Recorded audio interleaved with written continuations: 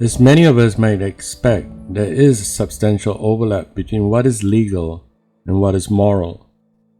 Most, if not all, laws have some moral overtones to them. Even laws regarding driving on the correct side of the road imply a respect for life and property.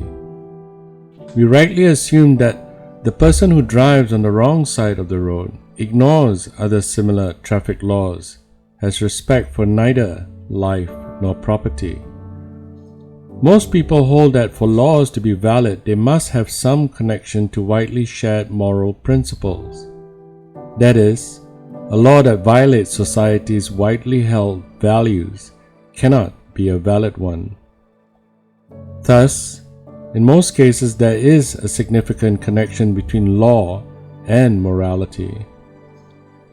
This is not always the case, and thus there are occasions in which civil disobedience is morally justified. As a general rule, we shall assume that the law is the moral minimum. Obeying the law is the beginning of our moral obligation, not the end. Be careful about the person who insists if it is legal, then it must be moral. That view is that the law is the moral maximum, not the minimum. There are many things that are immoral that are not illegal. Take adultery, for example. Most people would agree that cheating on one's spouses is immoral. But no one, at least in the West, goes to jail for it. In addition, lying is immoral in most cases, but only in certain contexts, such as a court of law. Would someone be prosecuted for lying? In most cases, violating the law is immoral, except in rare cases where the law requires a person to do something that is unethical.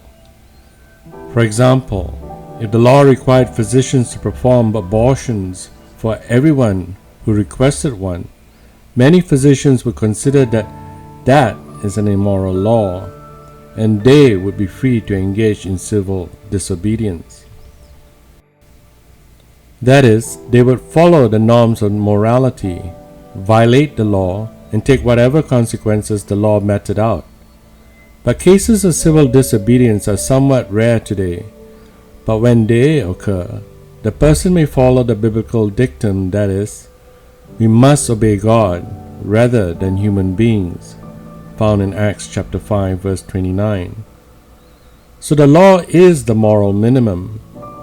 It is the moral floor, not the ceiling. The majority of our most interesting moral dilemmas occur when confronted with the question of how far beyond what the law requires our morality demands us to go. In other words, how far beyond mere compliance with the law do my moral convictions tell me I have to go? Most of the pressing demands of morality are in those spaces where the law is not definitive, where the law is silent, or where the law allows for something unethical. However, many things that are unethical ought also to be illegal. For example, fraud is immoral, and most forms of fraud are also illegal, and justifiably so. I'm sure you can think of many other immoral activities that should be illegal, such as murder, child abuse, and sexual assault. Be careful of the person who insists you can't legislate morality. Whether that statement is true depends on what is meant by morality. If moral beliefs, motives, or intentions are meant, then those certainly cannot be legislated.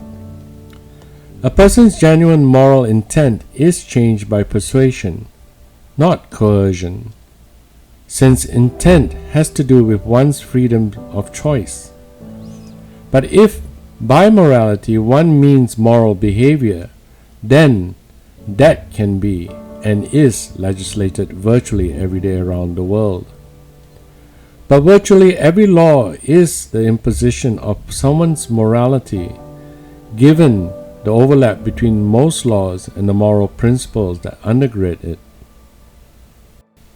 The question of whether a moral position should also be legislated in terms of public policy. For example, issues such as abortion, assisted suicide, human cloning, genetic privacy, and same-sex marriage raise important questions of what public policy should be on these matters. A variety of interest groups, including religious ones, attempt to influence what the law should be on these and other issues. When religious groups or individuals get involved in public policy, it invariably raises questions about the separation of religion and state. The government was supposed to be neutral towards all religious groups. This clearly emphasized freedom of religion.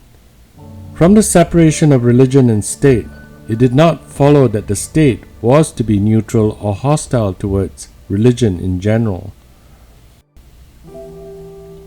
The fact remains that when the values of moral religious beliefs are associated within a social construct, the framework that applies benefits the populace as moral values within secular laws.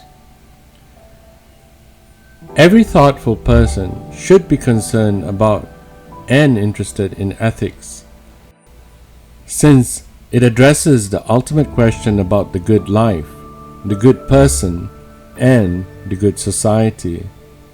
As Socrates said in Plato's Republic, we are discussing no small matter, but how we ought to live.